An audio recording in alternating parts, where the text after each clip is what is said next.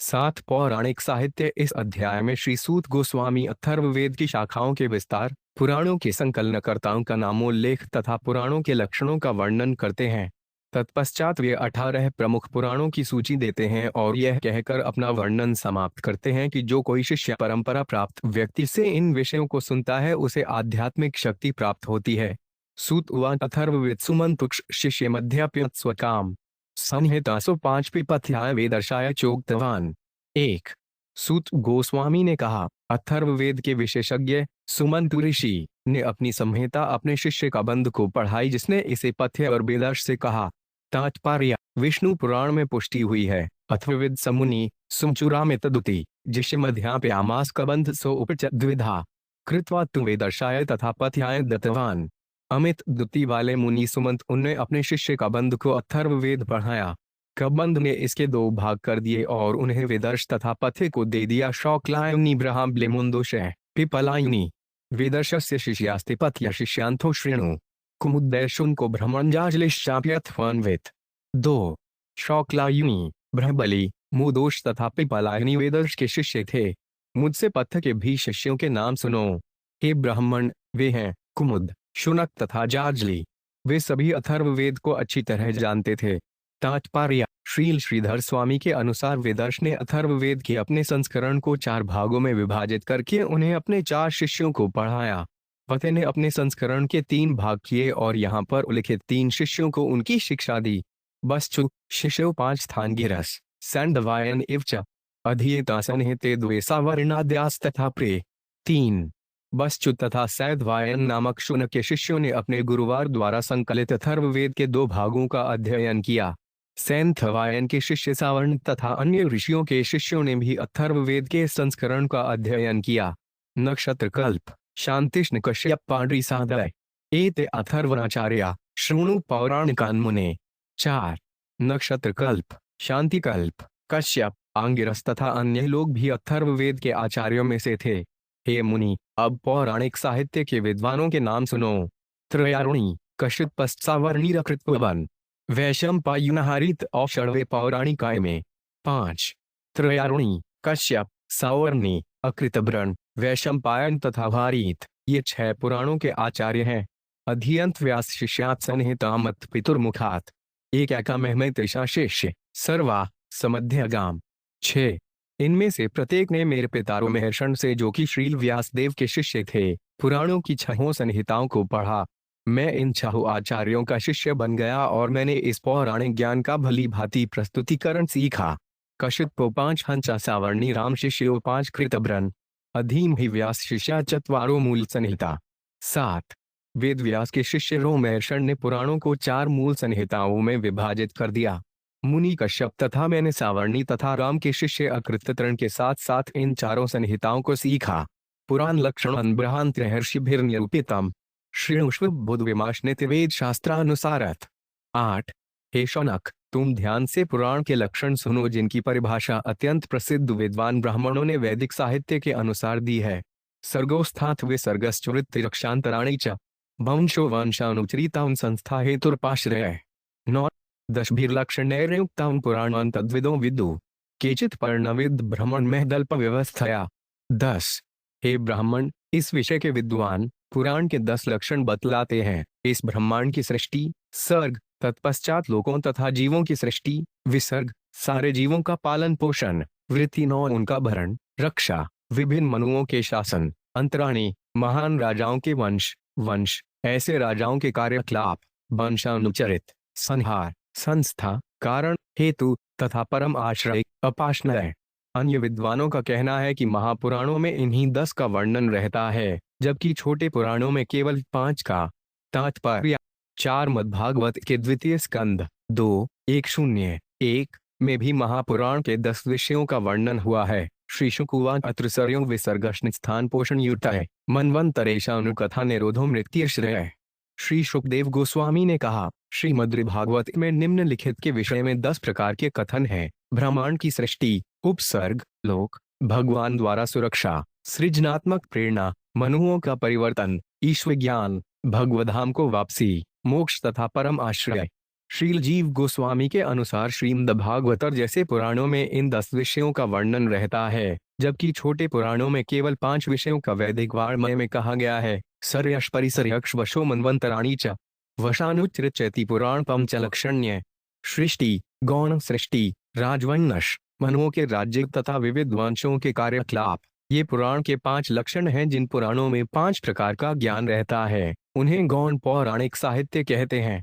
श्रील जीव गोस्वामी ने बतलाया है कि श्रीमद् भागवत के 10 मुख्य विषय 12 स्कंधों में से प्रत्येक स्कंध में पाए जाते हैं। किसी एक स्कंध के लिए किसी एक विषय को निर्धारित करने का प्रयास नहीं करना चाहिए, न ही श्रीमद्भागवत की कृत्रिम विवेचना करके यह दिखाने का प्रयास करना चाहिए कि इन विषयों का एक के बाद एक वर्णन हुआ है। सीधी सी बात यह है कि ज्ञान के सारे पक्ष जो मनुष्यों के लिए महत्वपूर्ण हैं और जिनका सार ऊपर लिखी 10 श्रेणियों में दिया गया है, श्रीमद्भागवत में विभिन्न बल और विश्लेषण सहित सर्वत्र पाए जाते हैं। अव्याकृत गुणक शुभान महतस्त्रिभूतो 5 मय भूत सूक्ष्मेन्द्रियार्थान असंभव सर्ग उच्यते। 11 अव्यक्त प्रकृति के भीतर मूल गुणों के क्षोभ से महत तत्व उत्पन्न होता है। मह तत्व से मिथ्या अहंकार उत्पन्न होता है जो 3 पक्षों में बट जाता है। यह 3 प्रकार का मिथ्या अहंकार अनुभूति के सूक्ष्म रूपों, इंद्रियों तथा स्थूल इंद्रिय विषयों के रूप में प्रकट होता है। इन सबों की उत्पत्ति सर्ग कहलाती है। पुरुषानुगृहीता नामेतेषां वासनामय विस्गौ 5 समाहारो बीजाद्वलीज चराचरम। 12 गौण सृष्टि विसर्ग, जो ईश्वर की कृपा से विद्यमान है, जीवों की इच्छाओं का व्यक्त संयोग है। जिस प्रकार एक बीज से अतिरिक्त बीज उत्पन्न होते हैं, उसी तरह कर्ता में भौतिक इच्छाओं को बढ़ाने वाले कार्य चर तथा अचर जीवों को जन्म देते हैं। तात्पर्य, जिस तरह बीज उगकर वृक्ष बन जाता है जिससे हजारों नए बीज बनते हैं, उसी तरह भौतिक इच्छा सकाम कर्म में विकसित होती है जिससे बद्ध जीव के हृदय में हजारों नवीन इच्छाओं का स्फुरण होता है। पुरुषानुगृहीता नाम शब्द सूचित करता है कि भगवान की कृपा से मनुष्य को इस जगत में इच्छा करने और कार्य करने की अनुमति मिलती है। वृत्तिर्भूतानि भूतानाचराणाम चराणि च कृता स्वेन नृणा तत्र कामाचोदनया प्रिवा। 13 वृत्ति का अर्थ है भरण या निर्वाह की विधि जिससे चेतन प्राणी जड़ प्राणियों पर निर्वाह करते हैं। मनुष्य के लिए वृत्ति का विशेष अर्थ होता है अपनी जीविका के लिए इस तरह से कार्य करना जो उसके निजी स्वभाव के अनुकूल हो। ऐसा कार्य या तो स्वार्थ की इच्छानुसार या फिर ईश्वर के नियमानुसार पूरा किया जा सकता है। रक्षाच्युतावतारेहा विश्वस्यानुयुगे युगे तिरेड्मर्थ्य पिंदेवेशु हयन्ते यह स्त्री द्वेष। 94 अच्युत भगवान प्रत्येक युग में पशुओं, मनुष्यों, ऋषियों तथा देवताओं के बीच प्रकट होते हैं। वे इन अवतारों में अपने कार्यकलापों से ब्रह्मांड की रक्षा करते हैं और वैदिक संस्कृति के शत्रुओं का वध करते हैं। तात्पर्य, रक्षा शब्द द्वारा सूचित भगवान के रक्षा कार्य महापुराण के 10 मूल विषयों में से एक है। मनवंतर मनुर्देवा मनुपत्ना सरेश्वरा रज्ञवशावताराश्चरे षट्चिदमुच्यते। 15 मनु के प्रत्येक शासनकाल मनवंतर में भगवान हरि के रूप में 6 प्रकार के पुरुष प्रकट होते हैं। शासक मनु, मुख्य देवता मनुपुत्र इंद्र, महर्षि तथा भगवान का अवतार। प्रज्ञा ब्रह्म प्रसूतान वंशस्त्रे कालिको 5 वंशानुचरितां तेषां वृत्तां वंशद राष्ट्रीय। 16 ब्रह्मा से लेकर भूत, वर्तमान तथा भविष्य तक लगातार फैली हुई राजाओं की सरणियां, पंक्तियां वंश हैं। ऐसे वंशों के, विशेष रूप से सर्वाधिक प्रमुख व्यक्तियों के विवरण वंश इतिहास के प्रमुख विषय होते हैं। नैमितिक, प्राकृतिक को नित्य आत्यंतिक को लय विसर्ग। संस्थिति कवि भी प्रोक्तश्चतुर्धा से स्वभावत। 17 ब्रह्म प्रलय के 4 प्रकार हैं, नैमितिक, प्राकृतिक, नित्य तथा आत्यंतिक। ये सारे के सारे भगवान की अंतर्निहित शक्ति द्वारा प्रभावित होते हैं। विद्वान पंडितों ने इस विषय का नाम विलय रखा है। हेतुर्जीव 5 से सर्गादिर विद्या कर्मकारक्य युचानुशाइन प्राहुरव्याकृत मुताप्रे। 198 जीव अज्ञानवश भौतिक कर्म करता है और इस तरह वे एक अर्थ में ब्रह्मांड के सृजन, पालन तथा संहार का हेतु बन जाता है। कुछ विद्वान जीव को भौतिक सृष्टि में निहित पुरुष मानते हैं जबकि अन्य उसे अव्यक्त आत्मा कहते हैं। तात्पर्य, भगवान स्वयं ही ब्रह्मांड का सृजन, पालन एवं संहार करते हैं, किंतु ऐसे कार्य बद्ध जीवों की इच्छा की पूर्ति के लिए ही संपन्न किए जाते हैं जिन्हें यहाँ छेतु कहा गया है। भगवान इस जगत को बद्ध जीव द्वारा प्रकृति का शोषण करने तथा अंततः अपना आत्म साक्षात्कार सुगम बनाने के प्रयास में सहायक बनने के लिए उत्पन्न करते हैं। चूंकि बद्ध जीव अपने स्वाभाविक स्वरूप को देख नहीं सकते, इसलिए वे यहाँ पर अव्याकृतम या अव्यक्त बतलाए गए हैं। दूसरे शब्दों में, जीव जब तक पूर्णतया कृष्ण भावना भावित न हो, वे अपने असली स्वरूप को नहीं देख सकता। व्यतिरेकान्वयो यस्य जागृत स्वर्ण सुषुप्तिषु मायामेषु तद्गहम जीववृत्तेष्वपाश्रय। 19। परब्रह्म जागरूकता की सभी अवस्थाओं, जागृत, सुप्त तथा सुषुप्ति में माया द्वारा प्रकट किए जाने वाली सारी घटनाओं में तथा सारे जीवों के कार्यों में उपस्थित रहते हैं।